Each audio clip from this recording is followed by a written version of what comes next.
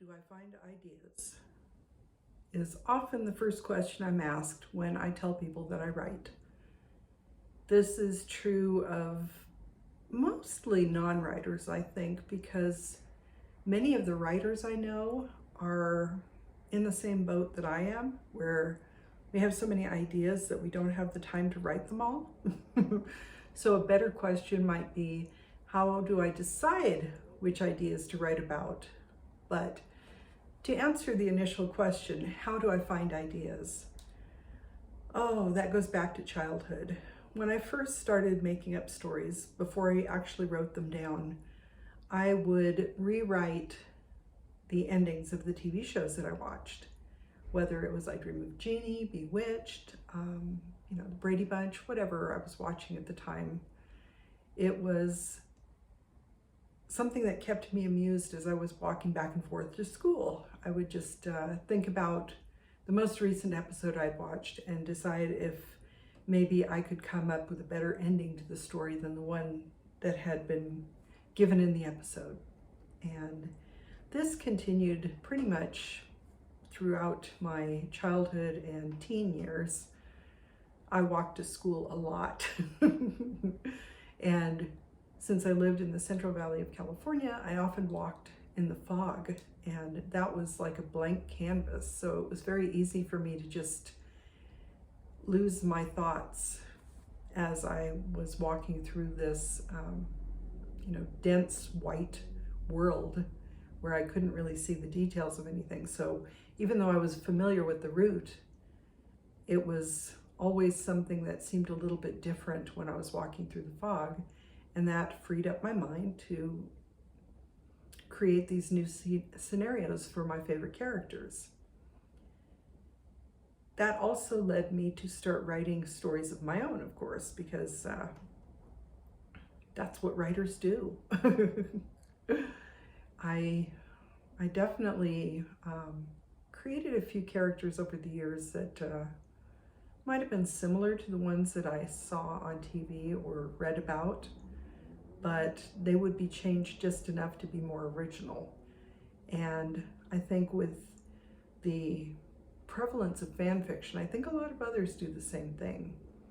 We know that some authors have actually gone from fan fiction to writing their own, maybe still versions of the things that they read or watched, but with the characters and situations changed just enough for them to be new to the readers or the viewers, whichever the case may be.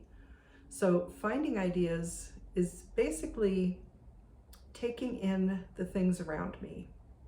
And like I said, the story was already there, but maybe I didn't like how the story ended, or that story idea may have led to, well, if that happened, then what would happen if this was the situation? So the fertile playground of a child's mind as they're rewriting TV shows was the perfect place for story ideas to be born. And I don't know, maybe some of those ideas are still tucked away in the back of my mind today and coming out in the things I'm writing.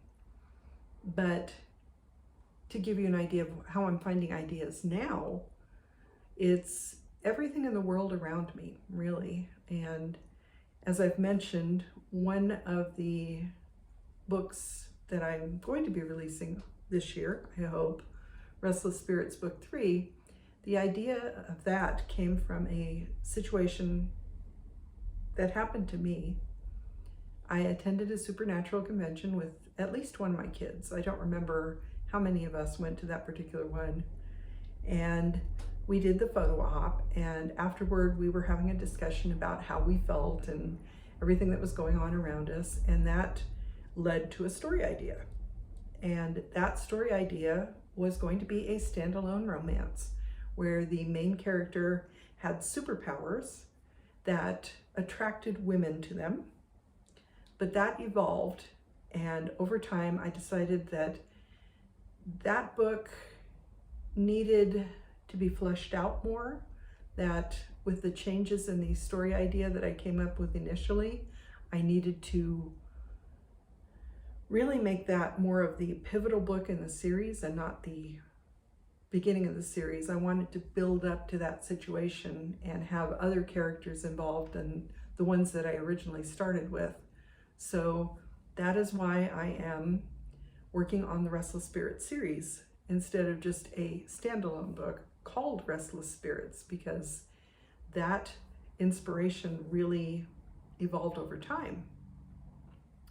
So the idea was born out of something I experienced, and the idea evolved based on other things I experienced, whether I was watching TV shows, listening to people, going out and doing other things. One of the changes in the series came about as a result of so many authors and readers my age saying that there aren't enough older characters in romance.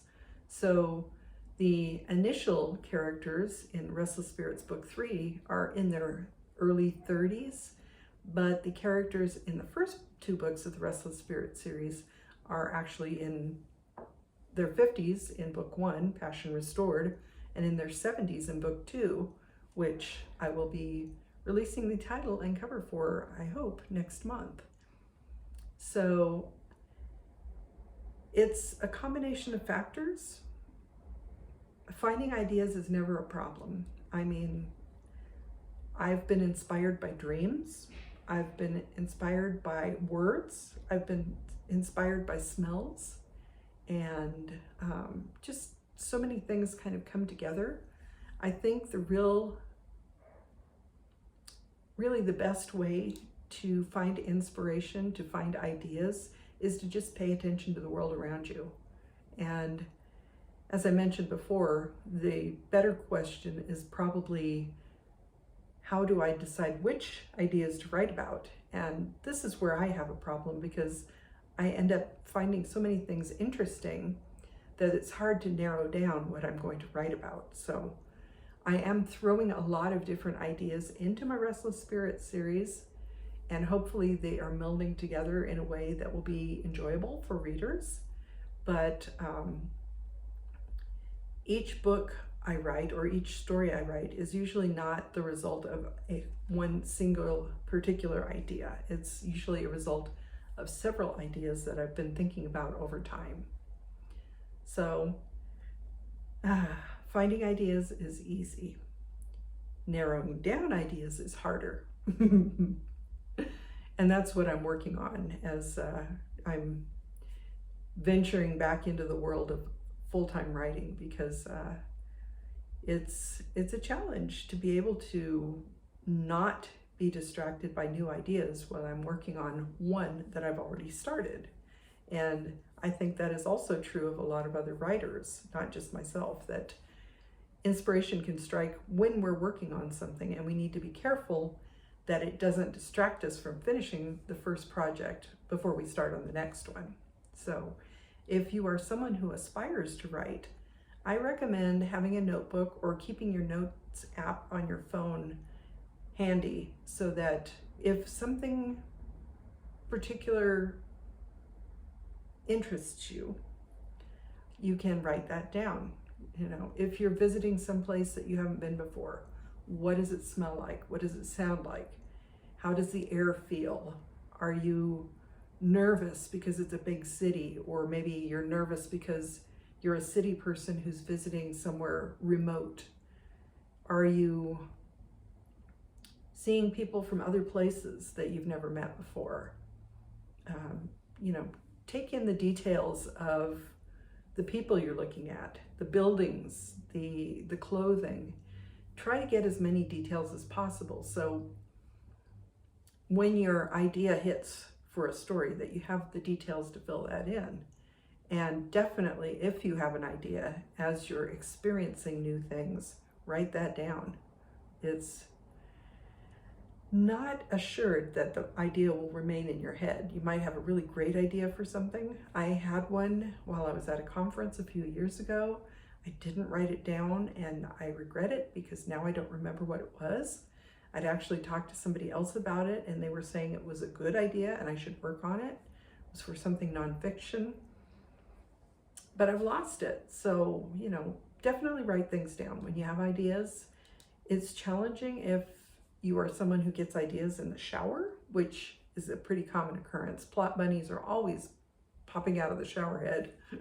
So if something like that happens, as soon as you get out of the shower, write it down. Or if you're having a dream, as soon as you wake up, write down as much as you remember, because it's not only good to help you explore maybe what's going on in your subconscious, but it could also become a good idea for a story in the future. So ideas are everywhere. Just be sure to pay attention. And like I said, narrowing down the ideas becomes more of a problem than actually finding them in the first place. If you're not feeling inspired, read something, watch a movie, talk to other people. It doesn't take much to create a flash of inspiration, but it's usually best to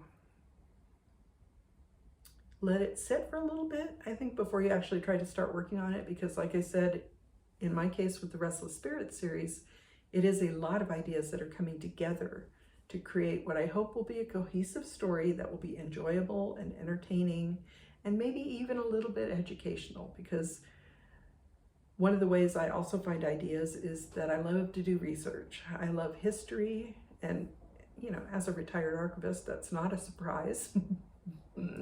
So I spend a lot of time, during my time at the archives, I helped prepare some of the microfilm copies of historic newspapers to go up on Chronicling America.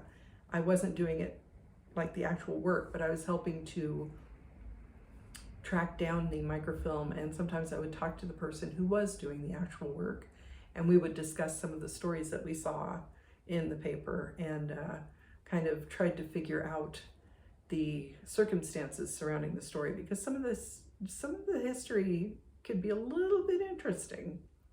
So, like I said, ideas are everywhere.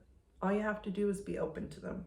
And if you are someone who's interested in writing, being open to everything that's happening around you is very important. So be sure to, like I said, jot things down, really pay attention, and when you get those story ideas, hopefully you'll have enough material to be able to come up with something fun.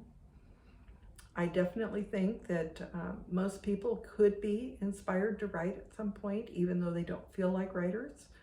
I've been told by a lot of people that they don't know where they would ever come up with an idea, that they don't feel creative. And, I understand not wanting to write. That's fine. But I don't think the problem is not having the inspiration to write, because, like I said, as long as you're paying attention, there are definitely ideas everywhere.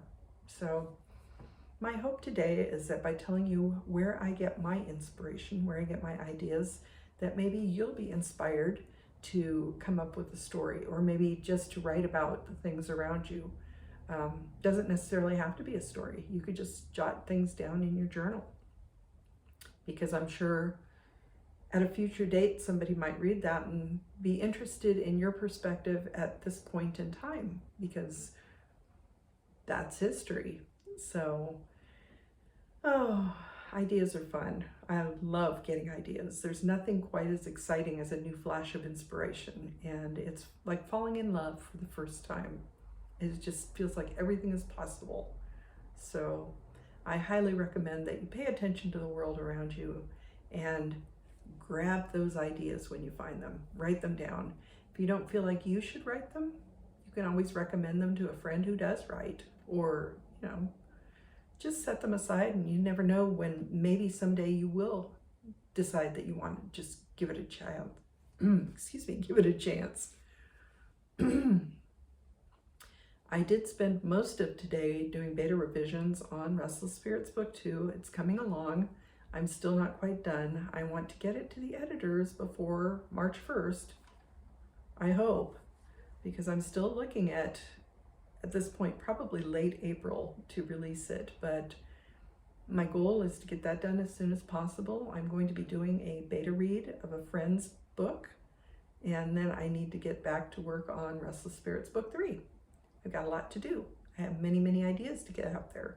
So Thank you for spending some time with me as I discuss where I get my ideas. I hope this has provided you some inspiration.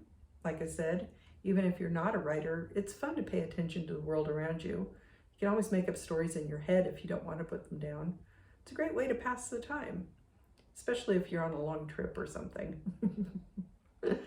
Oh, and the other news is that JT got a second proof copy of Finding Salvation, which is coming out on March 17th.